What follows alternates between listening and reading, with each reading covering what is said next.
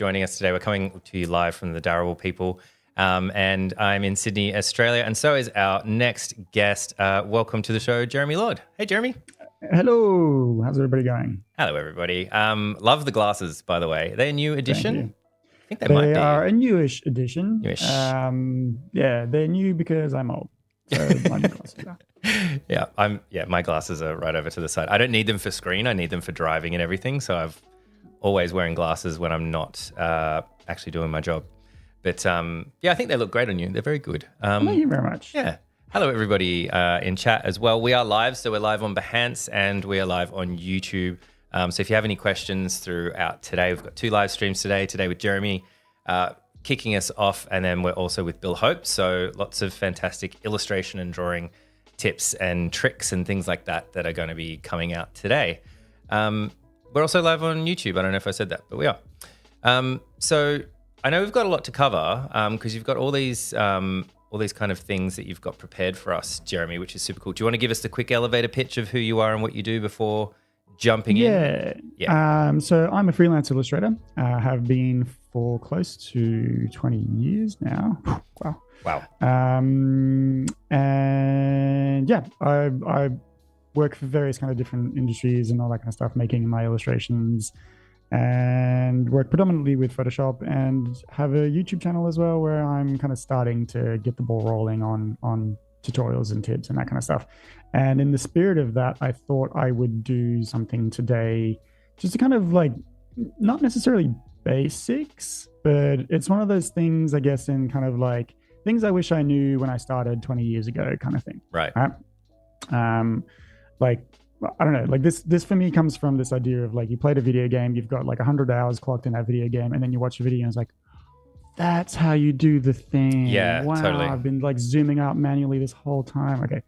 So the idea is basically kind of like 5 kind of easy ways that most people will probably know a bunch of these, if not all of these, but 5 easy ways to kind of streamline your workflow.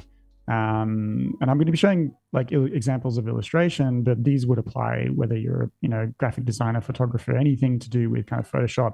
These are kind of some of the like core principles of what we call a non-destructive workflow, which we'll come back to a little bit later. But yeah, that's nice. That's the kind of idea for today.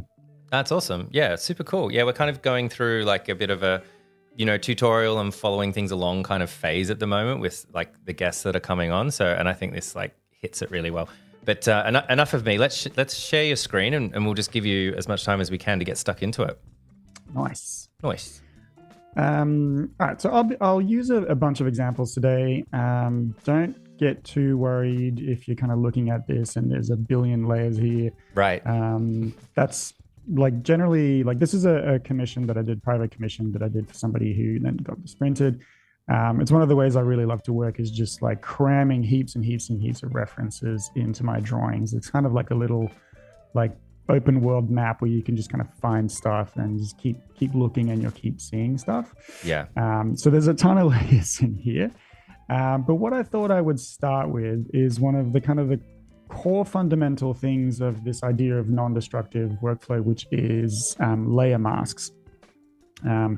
So if you're learning Photoshop, if anybody's kind of like teaching you Photoshop, ideally this is one of the first things you cover. And why it's called non-destructive is basically what you want to be doing here, and you want to be kind of avoiding having to effectively like destroy or erase any of the pixels that you put on the page, because if you're working professionally, you want to be able to maybe make that change later on. Your client changes their mind.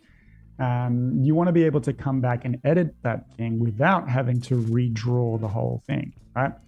And so this idea of like the eraser tool is kind of a little bit taboo when you're working with that, because it's a destructive thing. You're deleting those pixels. Yeah. So let's put on her kimono here. We've got a big kind of area of the kimono here where we can kind of put in a pattern, right? And I've prepared a pattern previously with a whole bunch of different things that we can place onto this. And I'll show you the bad way of doing this, and then I'll show you the correct way of doing this, because I think that kind of helps the solution make more sense if you kind of understand what the issue is as well. So let's bring all these in. And there we go. So we've got that pattern kind of placed in here. It's going all over the place. So what you would normally do, right, is you kind of put this at this kind of size and scale that you kind of want it to be at.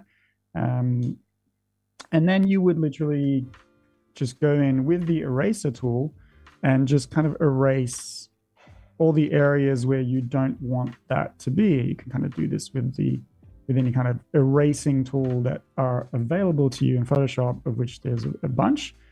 But effectively, that's what we're kind of, that's the reflex, right? Just to kind of do this, and I'm destroying those pixels. And if I want to get them back, I have to redraw all of the things that I just kind of put in there. So this is very destructive. So from a visual standpoint, you might go like, oh, what's the problem? This looks fine. But let's say I want to rescale this or rotate it or whatever, then I've lost those pixels. I can't get them back. Yeah. See, like if I move that around, it's no longer on the sleeve, and I've lost a whole area down here that's gone, and all of this stuff is gone too. So this is this is what's kind of known as a destructive workflow. And so what we need to be doing actually is bring this back in. And down in our layer panel down here, if I zoom in on this one, where is it? No. Okay. Alessandra in chat saying, I want this as a poster, please. Yeah. Is that what it was originally designed to be? It was originally designed as a print. Yeah. Yeah, cool. So anyway, my keyboard's not zooming in today, but doesn't matter. At the bottom here, you've got this little kind of like rectangle with a black square in it. This is what's known as a layer mask. If you click on that and check the layer here, and I'll rename this as well, just so we're kind of clear. If you look at that layer, immediately it's going to pop this kind of thing on here. And what you'll also notice is in my colors here, I've got a foreground and a background color, right? So I've got yellow and red in my colors over here. As soon as I put in a layer mask, pay attention to those colors. They're going to go to black and white. So effectively what this is kind of doing is it's placing a kind of a sheet, like a mask on top of our layer, where white will reveal and black will hide. So basically what I can do now is I can kind of paint on top of this. Let me rescale this down a little bit to kind of fit that section of the sleeve a little bit more. It's pretty good. And then I can swap over to my layer mask. So at the moment, you can see that my layer is highlighted. If I click on my layer mask, the layer mask is highlighted, and also the colors switch again, right? So you can only work in black and white or grayscale on a layer mask. So I'm going to work with black because I've got a white, because the whole thing is shown at the moment. I'm going to make my brush a little bit bigger, and I'm going to paint in black. So visually, it's doing the same thing as if it was erasing with this tool.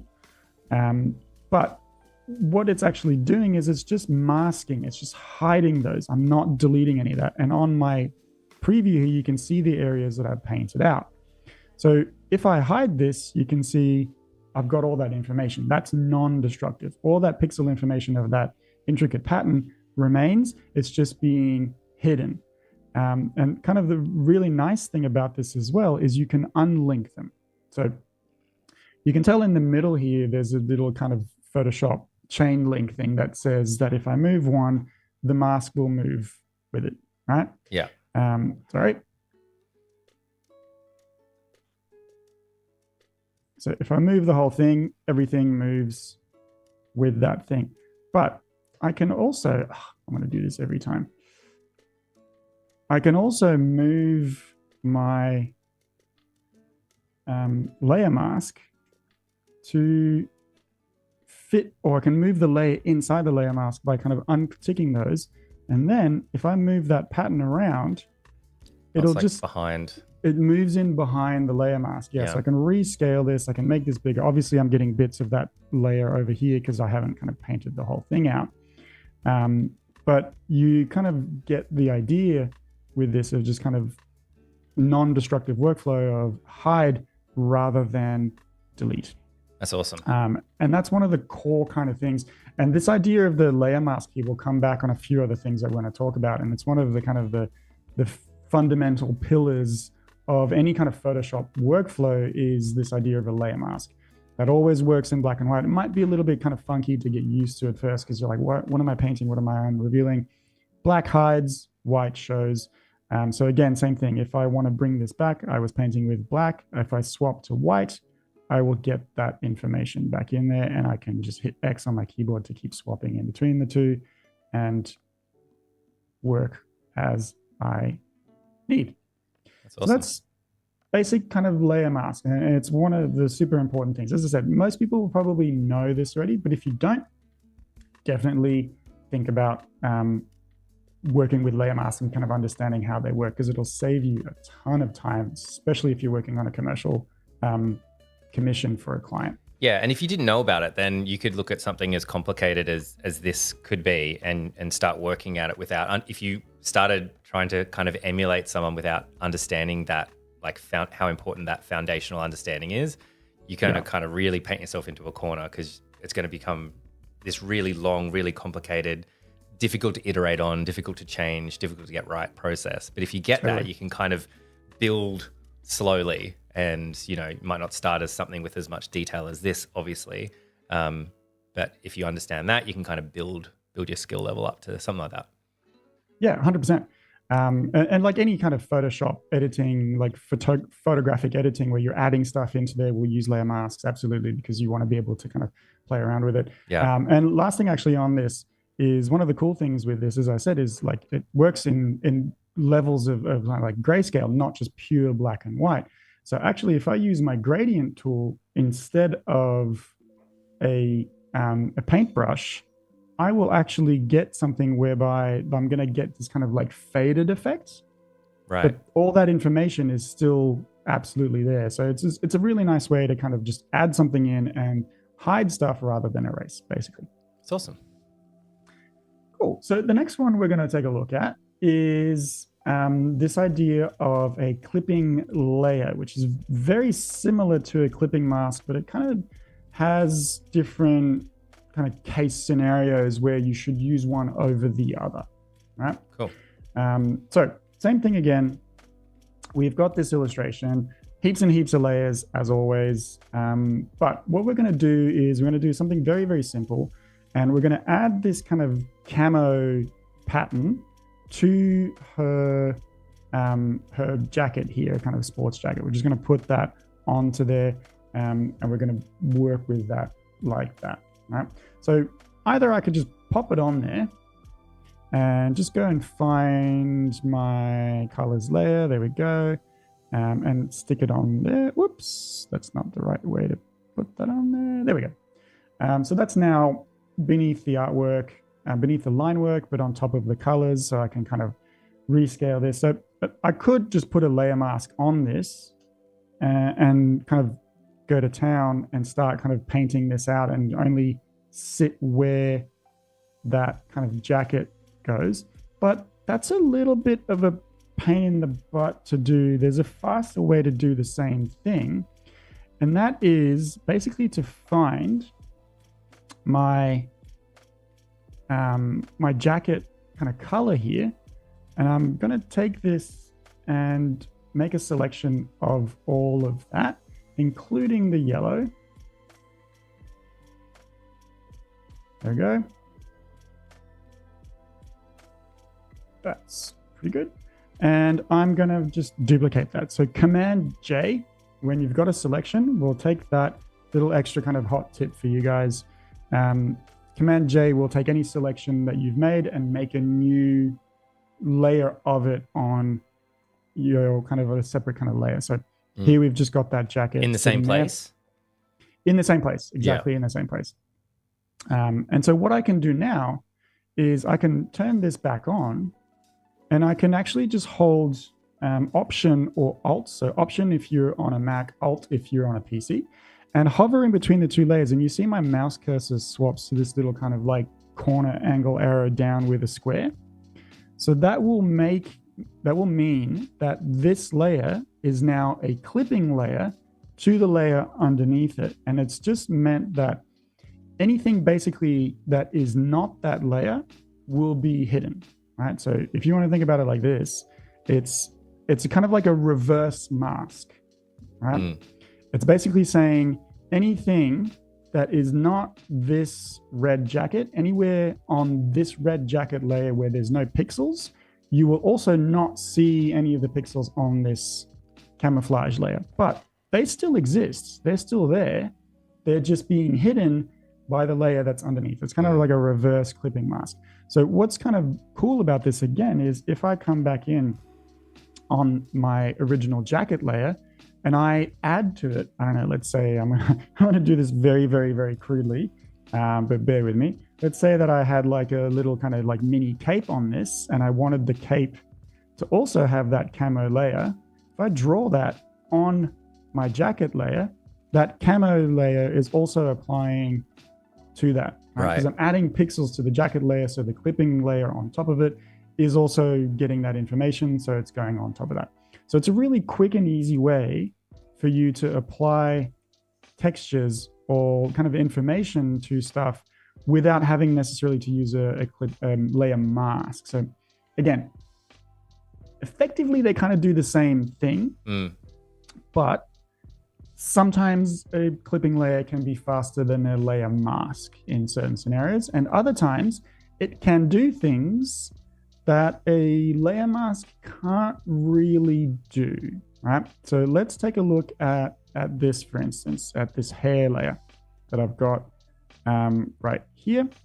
And I've got a bunch of different effects on that, but we don't have to worry about that just yet. I've already got a clipping layer on top of that. So I'm going to undo that. And I'm going to say, I want a new layer. And I want to have her hair kind of go from like blue to a gradient of pink or something, right? So I'm going to take a pink color. Something like this. Yep, that'll do. And I'm going to go to my gradient tool. And I'm going to choose radial gradient. And I'm actually going to only apply this to the tail, right? So if I do this now, you'll see it's going to go onto this part of the hair. It's also going on all over the background. Bear with me. But it's also affecting this side of the hair. I want it to just kind of go into the ponytail and only affect that. So I'm actually just going to make a rough selection of that. And I don't have to be too careful. But on that layer now, I'm just going to make the same gradient and it's just going to apply to that kind of ponytail. All right. Right. Now, all I have to do is hold down my Option or Control button in between the two layers and click on that, and it will snap it to only the information that's on the hair layer beneath it. Right. So it only does the one directly below it when you do that hold. Yeah. Or it can also do a group of layers if you group them together. Right. But yeah, effectively, it will only do the thing that's immediately underneath it and fit to that information, kind of like referencing that information in there as well. So you can kind of go back in and erase some of this if you want to, although again, would you erase or would you use a layer mask?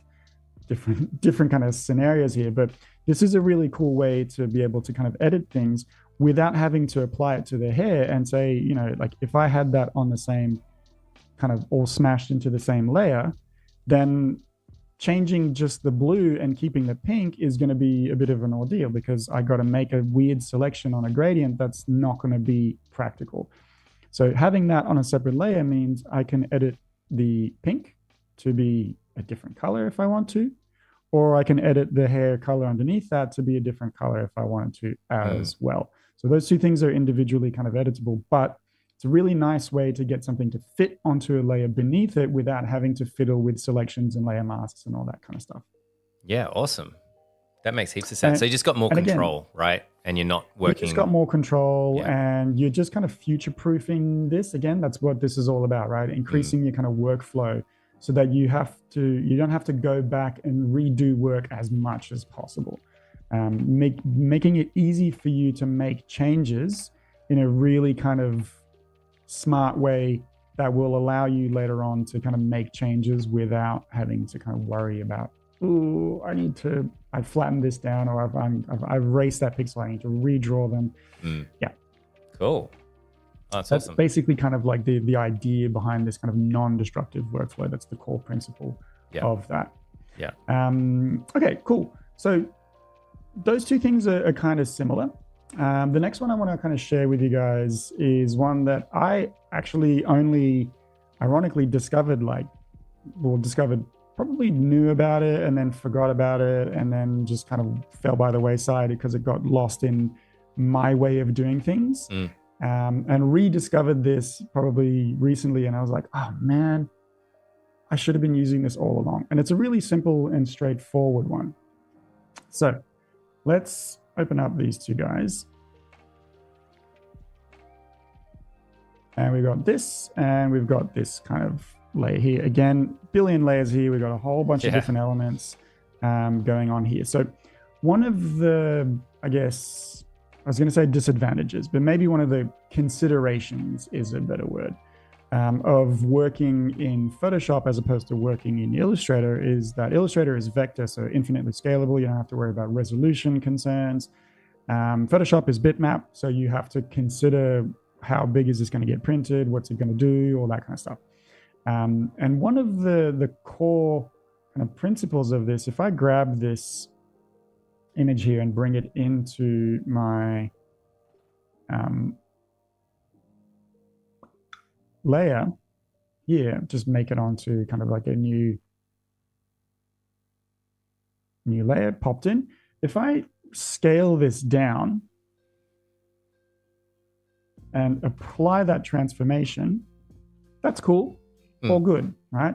But if I need to come back and go, oh, you know what? I actually wanted this to fill the whole thing.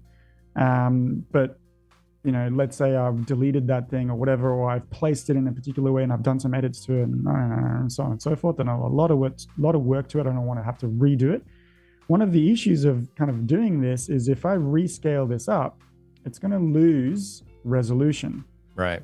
So you can see that these pixels are now kind of being crunched down and we've upscaled. It's that like classic myth of like all those like crime shows where it's like image enhance and the resolution's perfect. Yeah. Bitmap just doesn't work like that. That's just pure physics. It can't be done. So I've lost a lot of resolution in the process of doing that, which is I guess a kind of a destructive way of working. So the way to do this is to bring this in, and before you do anything to it, right click on that and say, convert to smart object. Right. So this is going to make your file progressively a little bit heavier because it's extra information that Photoshop needs to do. But the cool thing about this is if I scale this down, apply that transformation, and then scale it back up, I have not lost an iota of resolution. Yeah. It's huge. So it's huge, isn't it? Especially for people coming from Illustrator to Photoshop. You know, it's obviously a big struggle that they often get. It's like, well, you can just scale anything because everything's vector in Illustrator, and then you come into Photoshop and you can go, why does everything look a bit pixelated? Why is everything a bit blurry? You know, either in screen or when I hand it to the client or when I go to print it, because oh my God, if you try to print that after you dropped it down and then scaled it up, it's going to look really, really crummy. Totally. I mean, and look, you could always re-import it and place it back in, but like you might have done things to it, like you might have put layer masks, you might have changed the colors, you might have done a whole heap of different things to it that you don't want to have to redo. And so just that little like right click, convert to smart object, if you're not sure, just do that, because it'll just mean that like if you change your mind later on, you're covered. Yeah. And it's just a good practice to get into, right? Like, absolutely. Yeah. And if you find that your files, Photoshop's crashing on your computer and your file, it's like maybe you go in and start releasing some of these smart objects if you're looking at something as complicated as what you've got there, like as much information as you have there. So it's a bit of a balancing act after that. Totally. And look, I mean, there's always a bit of a compromise of like, you got to have a file that's editable, but it's also got to be like workable, because, you know, if you're working at a large resolution, you've got tons of layers, each with clipping masks and layer masks and adjustment layers and all this kind of different stuff. It's going to start to like make your computer chug a little bit. So you kind of have to walk that tight rope a little bit, but this is one of the again, like layer masks, this is one of the core kind of fundamental things. If you're doing any kind of image compositing where you're bringing a bunch of elements from the outside into the image and placing them, always a good idea to just keep them in there as convert them, to a smart object. The other really cool thing that this does, which is again kind of in the similar vein as a non-destructive kind of workflow, is because this is now a smart object, and I've got this guy open over here, but if I double click on my icon, it will open kind of the source of that image back up. So let me bring that back into here. I'm going to rescale this. I'm going to rotate it. I'm going to put a layer mask on that and kind of hide it. So let's just do like a really crude thing here. And I'm even maybe going to, whoops, I'm on the layer mask, not the thing. I'm even going to kind of warp this a little bit to kind of get this effect. Cool. So all this is now still a smart object. So if I double click on this, like I said, it will open up the original image. Yeah. If I now go into this and change the colors of that to something else like this, and then save on that, I go back to my thing, those changes have now been applied to that.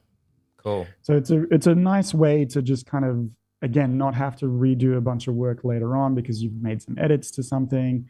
And you want to keep it, or you just kind of you perspective warped it to sit onto a building, but you realize you made a typo on your text.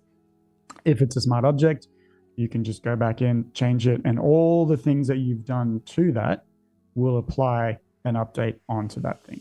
That's awesome. Yeah, it's super cool. Yeah. It's like, again, just a bit of a smarter way to work. And that's probably why Adobe decided to call these smart objects. Yeah. No, it's really cool. And like understanding how that works in reference to like how you create your work is like super important as well. Yeah. And look, I mean, like you think about like what you can do with this, and different people will do different things with it and kind of different applications of things. So like, for instance, if we take this one here, I've got a bunch of stuff happening on here that is on clipping layers on different kinds of things.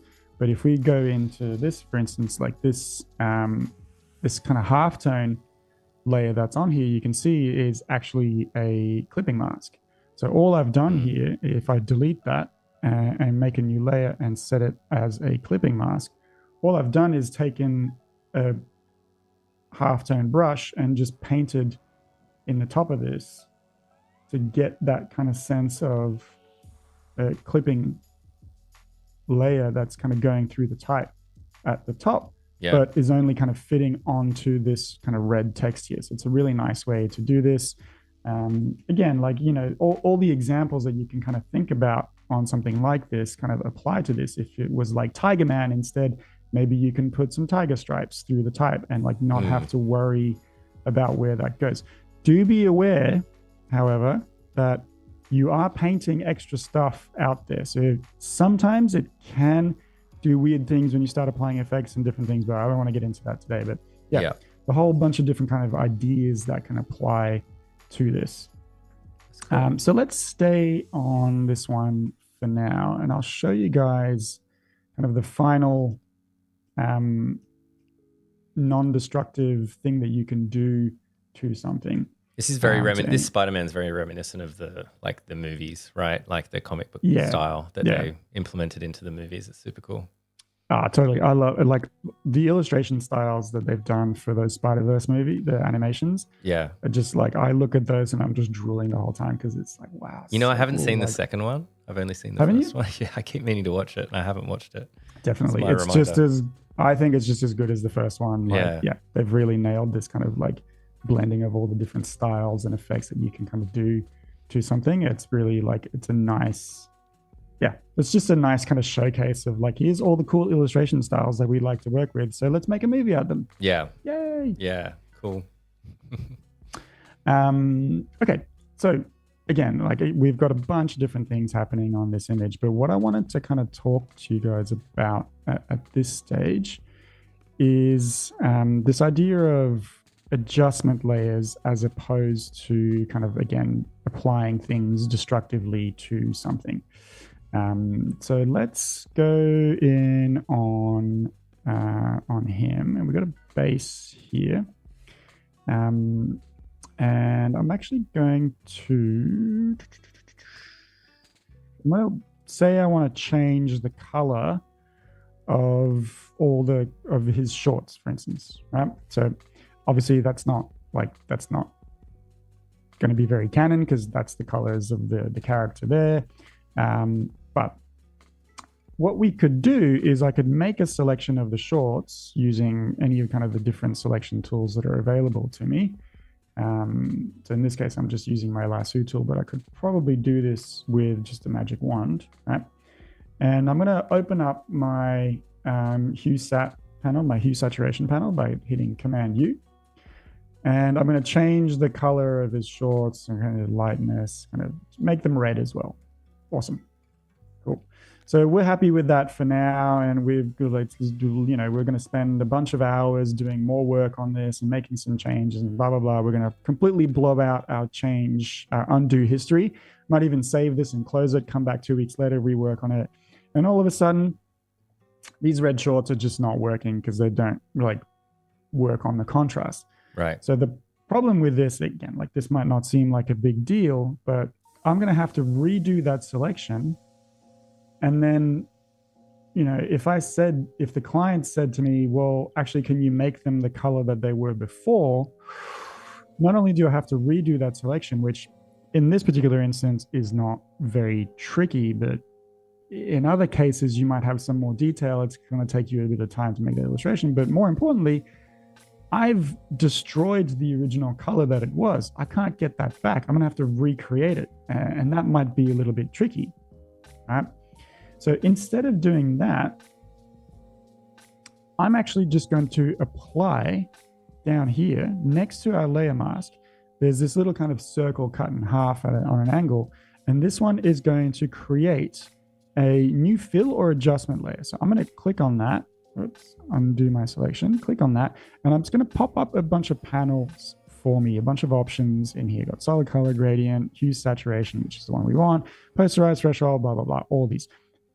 As a tip, these options are the same options that you will find up here in your image and adjustments. I need to be on a layer for that to work. So adjustments here, these options up here are 90% the same as the ones you're going to get if we make a new adjustment layer down here. They're the same things, right?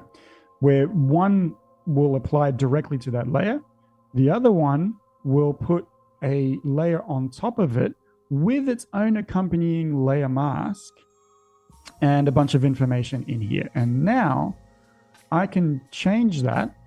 And which one, just quickly, which one do you typically use? The adjustment layers down the bottom right, or the... Depends on what I'm trying to do, but generally speaking, I will use adjustment layers rather than go up in the top and do it this way. Because again, at the top, if I kind of redo this selection roughly, if I do that and go adjustments, hue saturations, it's just going to open that same panel and it's going to apply that change directly to the shorts. No new layer, no nothing. Right.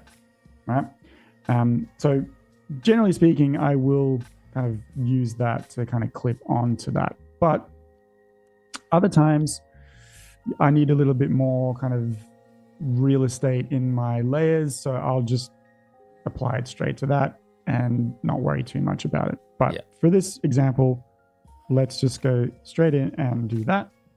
And it opens up this guy and I'm just going to hit that. So you can see that it's actually editing my entire image. Right? And I'll get to that in a sec.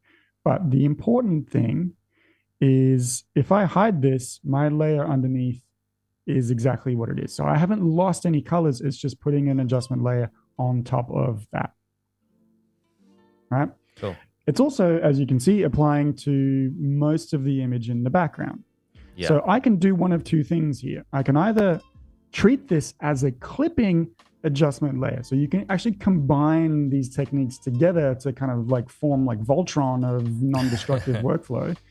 and get those things to kind of work together. So at the moment, this is an adjustment layer, but it's applying to every single layer underneath it. So all of my background, all of the text here that's on this, every layer that's underneath it is getting this adjustment applied to it. But I can tell it by making it into a clipping mask, by doing the same thing I've been doing before. I can tell it to only apply to the layer immediately underneath that. Yeah. So that just makes my life a little bit kind of easier, right? But it's still applying to the entire character. I only wanted the shorts to be red. That's why we've got a little layer mask on that adjustment layer where I can actually come in. I can hide this by hitting Command I. So that's going to flip my layer mask from white to black. So now the whole thing is hidden. And I can come in with white and paint back into the shorts. And you notice I'm kind of painting on the outside and nothing's happening. That's because I've got this as a clipping layer as an adjustment layer. Right. So this effect is not applying to the outside of the shorts. However, if I paint here, it will go on to him because that's on that same layer. So this is just a quick way to kind of make edits to something without having to commit to them and have them not be able to be edited. If you do want to come back and edit it later on, you can double click on the little kind of weird gradient icon that's over there, and it'll bring up this properties menu, and you can go back and change this at your heart's content. So this is totally editable. It's live. You can come back in 10,000 years and do this, no problems at all. Yeah. It'll always work, and it will not destroy the color that's underneath that. And you can do, you can stack a bunch of these if you want. Like I can stack levels one on top of that, right? So now I can kind of mess with the levels of that particular layer. Again, it's doing it to the whole image. So if I just say, nope, clip to that, it's going to clip only to the base layer underneath that. And then it'll be, always kind of there for me to edit. And you can see it's also got its own layer mask on there. So I can come in and kind of make changes to that as well and get some kind of cool effects happening on here. Right? So this can be really kind of fun if you're kind of thinking, particularly on something like this, where like maybe he's kind of like going into another dimension and all the colors are different in that dimension. And so everything's kind of like wackadoo. So we can do this to him. And then on our layer mask, we can come in and kind of like paint that out back in to kind of show like, oh, he's getting kind of, affected by whatever he's going into. And that's starting to kind of show, and we can, do a whole bunch of different things with this. And always it will just be completely editable, and we don't have to worry about any of, committing any of this stuff. And it just feels like you can be much more creative and playful and just kind of see what works by doing it this way as well, because you can just quickly change the hue and sat, once you get to that stage and you built those foundations, then you can just be super creative. Like it's almost like you put in the work at the beginning so that you can be really playful later. Yeah, totally. And as you said, like it frees you up to be a bit more creative. But the main kind of principle and the main reason I kind of wanted to showcase these is if you're working professionally, as in if you're working with a client who's liable to make changes or come back on changes that they've made previously and so on, these type of like non-destructive workflows are absolutely crucial. You cannot you can, but you'll be like tripling your workload effectively. And so like, it's just so much easier to work with layer masks, clipping layers, adjustment layers, and this kind of like smart objects as well are the kind of the four main ways of kind of showing this, to get a little bit of kind of vibe going in there and a little bit of that workflow smoothness, I guess, for lack of a better term. Yeah. No, really I use these all the time as well to like mess with things. Like I'll often kind of bring in, flatten everything down and just go into my hue saturation adjustment layer at the top, and just go like, what does this look like if I change this? Like it might give me ideas of like, that's kind of cool. Yeah. Don't mind that. but I don't like the background. I just want to keep the main kind of frame and him in those colors and then have it only change the background. So I could do that with an adjustment layer. One of the other adjustment layers that I work with all the time is this gradient map, which we've kind of spoken about a few times in the past as well. So these things are just like absolutely awesome to work with. I love editing this stuff to see like what you can get, all the things that you can kind of do with it. And again, it's always just live. You can always just turn it off. You can do a range of different things with this kind of stuff. Like for instance, let's say I really want to make my little Spider-Man pop out of this, right? So let's do that. And there we go. So now we've got full color kind of red Spider-Man on this kind of coolish blue background. And then he really pops out of the background. Yeah. But I haven't lost any of the stuff that I've done. Yeah. That's so cool. Yeah. Love it. Love this Spidey so too. That's basically it. That's basically kind of like those four kind of main things that I wanted to cover with this and go through. But yeah, hopefully like this kind of helps out. Maybe some people out there didn't know about one or a couple of these. Yeah. And that can kind of help them move forward. As I said, the smart objects one I kind of rediscovered recently, and I was like, man, totally should have been using this all along. I mean, we all need a refresher as well. Like, so even if people, might understand the fundamentals of how it works, like seeing it in practice in like, proper complete artwork, I think. Because as you said at the start, you look at, I mean, even I look at the layers and I'm like, man, there's a lot. It seems like there's a lot going on there. But if you break it down to, okay, there's probably a Spidey group. There's probably a background group. There's probably the type as a group. There's probably that like extra image, and then, everything else is going on there. When you kind of break it down to the, and then you understand, it's just a couple of adjustment layers and outline layers and color fill and stuff, you kind of start understanding like how there would be like lots of layers, but actually it's only a certain combination of layers generally kind of all put together. But really cool. Love seeing them all in action.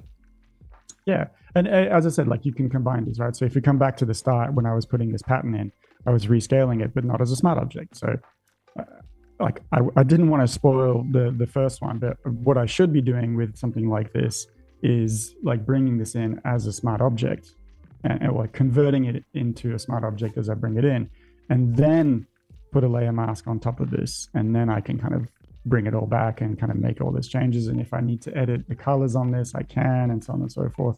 So it just makes a lot of sense to just combine all these different kinds of things together. Yeah, no, that's awesome.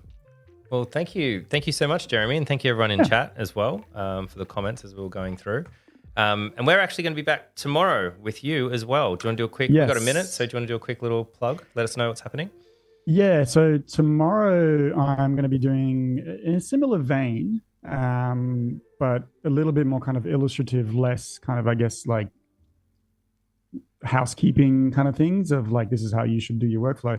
What I'll be talking about is ways, like very easy kind of beginner friendly ways. And what I mean by that is ways that don't necessarily require a ton of drawing skills to really kind of make your artwork pop. And so we'll be looking at just kind of like a few tips and tricks of like add this or do this kind of thing in this case scenario, in that case scenario. And it'll just help to, just bring life to your drawings a little bit without requiring like hours and hours of drawing. Awesome. All right, cool. Well, same channel, same time. And also stick around in 15 minutes. We'll also be back with Bill Hope, and we'll be doing some figure drawing. So understanding figure drawing, also in Photoshop. So stick around for that, or I'll see you back here in 15 minutes. Thanks again, Jeremy, and we'll see you tomorrow on Adobe Live. Yep. See you guys tomorrow.